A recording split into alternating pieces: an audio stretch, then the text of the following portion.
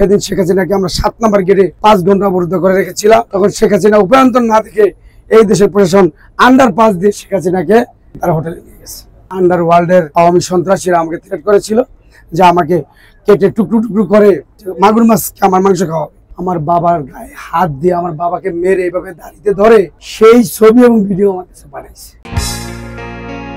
সত্যিকার অর্থে আসলে আমরা যে দীর্ঘ 15 বছর ধরে বাংলাদেশ জাতীয়তাবাদী দলের রাজনীতি করে যাচ্ছি সেন্ট্রাল কমিটির নির্দেশ অনুযায়ী, আমি আমার ব্যক্তিগত অভিমতের কথা বলতে পারি যে আমাদের নেতৃত্বটা কেন্দ্রীয় কমিটি আমাদের যে নেতৃত্ব দিয়েছেন এটা আমার জন্য সঠিক ছিল, বা এটা আমরা সঠিকভাবে পালন করতে পেরেছি, বা সেখানে আমরা কোনো ত্রুটি খুঁজে পাই নাই।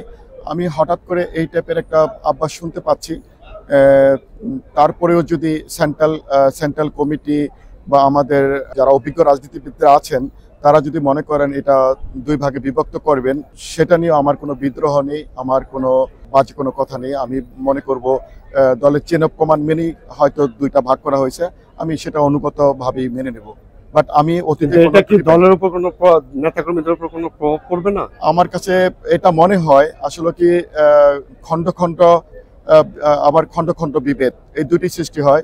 খণ্ড করতে গেলে আসলে খণ্ড নেতৃত্ব হয়, আর এই নেতৃত্বটা আসলে কি আমাদের নেতার সংখ্যা অনেক বেড়ে গেছে। আমরা যখন জুলাই আগস্টের আগে যখন আমরা ইউরোপের রাজপথে আন্দোলনে গিয়েছি তখন আমাদের নেতৃত্বের সংকট ছিল, আমরা কোনো নেতৃত্ব দানকারী খুঁজে পাই নাই।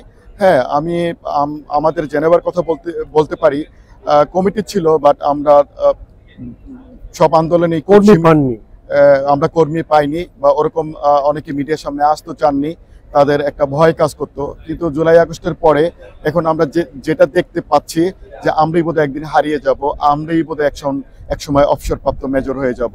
তার মানে আপনার কথা বোঝা যাচ্ছে যে দলের ভিতর হাইব্রিড ঢুকেছে এবং তারা ঢুকে দলের ক্ষতি করছে। আমার কাছে তাই মনে হয়, কারণ রুমের কমান্ডিং তো বাজে ছিল না, যে কমান্ডিং এর মাধ্যমে কোনো আন্দোলন থেমেছিল, আমার কাছে এমন মনে হয়নি কখনো।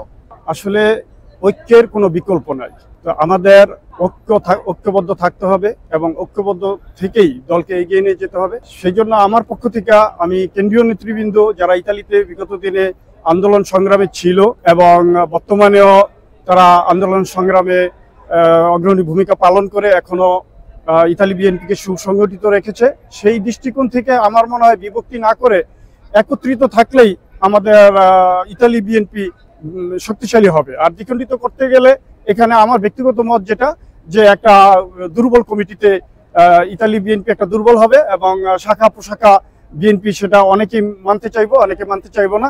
সেই দৃষ্টিকোণ থেকে আমি মনে করি যে ঐক্যবদ্ধ বিএনপির কোনো বিকল্প নাই, ইতালি বিএনপিও ঐক্যবদ্ধ বিকল্প নাই।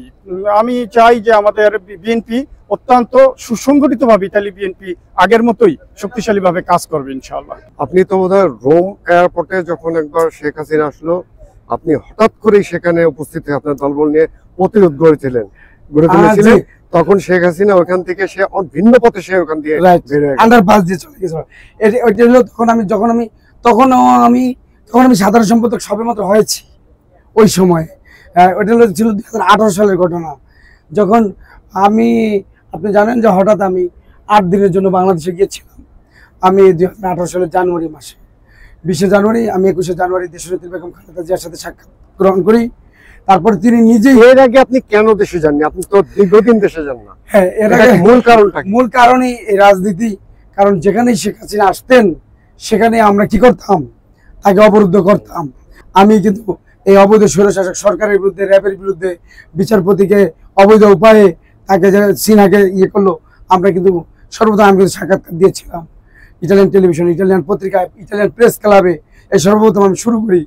তখন আমাদের আজকের যে সাংগঠনিক অভিভাবক জনাব আনোয়ার হোসেন খোকন ভাই, তিনি আমাদের একটি ভাইবার গ্রুপ ছিল, তখন কিন্তু হোয়াটসঅ্যাপ কম চালাইতাম, আমরা ভাইবার চালাইতাম, সকলে মনে আছে।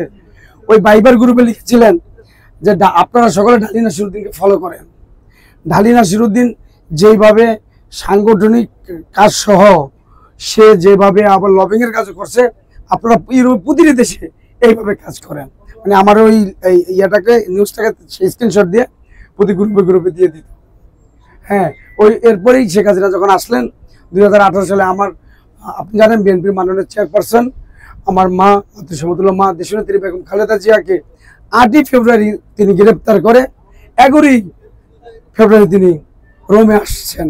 আপনি বলেন যে মিথ্যা এবং ষড়যন্ত্রমূলক মামলায় 8ই ফেব্রুয়ারি খালেদা জিয়াকে গ্রেপ্তার করে 11ই ফেব্রুয়ারি শেখ হাসিনা ইটালির মাটিতে পদার্পণ করবে, আর আমরা তার সন্তান হয়ে আমাদের শরীরে এক বিন্দু রক্ত থাকা পর্যন্ত আমরা কি বসে থাকতে পারি? আমরা সেটা কথায় নয়, আমরা কর্ম দিয়ে বুঝিয়ে দিয়েছি যে আমরা দেশনেত্রী বেগম খালেদা জিয়ার কর্মী, আমরা শহীদ প্রেসিডেন্ট জিয়াউর রহমানের কর্মী, আমরা জনাব তারেক রহমান সাহেবের কর্মী। সেদিন শেখ হাসিনাকে আমরা 7 নম্বর গেটে 5 ঘন্টা অবরুদ্ধ করে রেখেছিলাম। তখন শেখ হাসিনা উপায়ন্তর না দেখে এই দেশের প্রশাসন আন্ডারপাস দিয়ে শেখ হাসিনাকে ইয়েতে নিয়ে গেছে, তারা হোটেলে নিয়ে গেছে। আন্ডারওয়ার্ল্ডের আওয়ামী সন্ত্রাসীরা আমাকে থ্রেট করেছিল যে আমাকে কেটে টুকরো টুকরো করে আমার এই ইয়ে করবে, মাগুর মাছ আমার মাংস খাওয়াবে। সেই সাথে আমার বাবাকে মেরে, আপনি এখন দেখতে চাইলে আমার কাছে প্রমাণ আছে টেলিভিশনে, আমার বাবা এখন বর্তমানে 107 বছর বয়স, ওই সময় 103-104 বছর হবে, না 101-2 বছর হবে। আমার বাবার গায়ে হাত দিয়ে আমার বাবাকে মেরে এভাবে দাঁড়িয়ে ধরে সেই ছবি এবং ভিডিও আমার কাছে বানাইছে এই আওয়ামী স্বৈরশাসক সন্ত্রাসীরা। আচ্ছা, আপনি তো ইতালি বিএনপির সাধারণ সম্পাদকের দায়িত্ব পালন করেছেন, তো ইতালি বিএনপিতে যে একটা আওয়াজ শুনছি বর্তমানে দ্বিখণ্ডিত করার, এই ব্যাপারে আপনার মন্তব্য কি? এতে কি বিএনপির জন্য ভালো হবে না খারাপ হবে? আপনি দেখেন আমরা আমাদের কেন করা হচ্ছে এই কাজটা, কেন করা হচ্ছে? আপনি জানেন আমরা কি বলি, ঐক্যবদ্ধ ঐক্যবদ্ধ ঐক্যবদ্ধ নাকি? দিনাদিন রাশিয়া কেন ইউক্রেনকে ইয়া করলো, দখল করলো, কেন করলো? যে ন্যাটোতে ইউক্রেন ঢুকতে চায়, এই জন্যই তো। এখন এটা কেন করে? রাশিয়া শক্তিশালী হওয়ার জন্য, আমেরিকা শক্তিশালী হওয়ার জন্য পৃথিবীর সকল দেশে ঘাঁটি করে না? তো এখন ইতালি বিএনপি, আপনার নর্মাল সেন্স এটা, ইতালি বিএনপি কে আপনি যদি দ্বিখণ্ডিত করেন, ত্রিখণ্ডিত করেন, চতুর্থ খণ্ড করেন, তাহলে কি শক্তিশালী হবে? নাকি ইতালি বিএনপি এক থাকলে শক্তিশালী হবে, ঐক্যবদ্ধ থাকলে কি হবে? শক্তিশালী হবে। এটা চেইন অফ কমান্ড থাকবে। হাইব্রিডদের অনুপ্রবেশের কারণে এটা হচ্ছে। এরকম একটা বক্তৃতা একসময় ইতালি আওয়ামী লীগের সাবেক সভাপতি ইদ্রিস ফরাজি উনি বক্তৃতায় বলেছিলেন যে আজকে তোমরা শেখ হাসিনাকে আন্ডারপাস দিয়ে তোমরা যেতে দিলে, তোমরা বিএনপি কে বেরোতে দিলে না, আমার ইদ্রিস ফরাজির গায়ে যদি 1 ফোঁটা রক্ত থাকে তাহলে ইতালিকে আমি 4 ভাগে বিভক্ত করে দিব। এখন আমি দেখলাম যে সেই ইদ্রিস ফরাজি আওয়ামী বাকশালী প্রেতাত্মাদের সেই কথাটি এখন বাস্তবায়ন হতে চলছে। ধন্যবাদ আপনাকে। শুনছিলাম ইতালি বিএনপির সাবেক সাধারণ সম্পাদক ঢালি নাসিরের কথা, যার ইতালিতে বিশেষ অবদান রয়েছে। পুরো ইউরোপেই যেখানে শেখ হাসিনা এসেছে সেখানে তিনি প্রতিরোধ গড়ে তুলেছেন তার লোকজন নিয়ে। তবে ইতালি বিএনপি দ্বিখণ্ডিত হোক এটা অনেক নেতাকর্মীরাই চায় না, হয়তোবা কিছু নেতাকর্মী এটা চাচ্ছে। তবে যদি বাস্তবায়িত হয় সেক্ষেত্রে স্থানীয় বিএনপিদের নেতৃবৃন্দের ধারণা যে বিএনপি ক্ষতিগ্রস্ত হবে।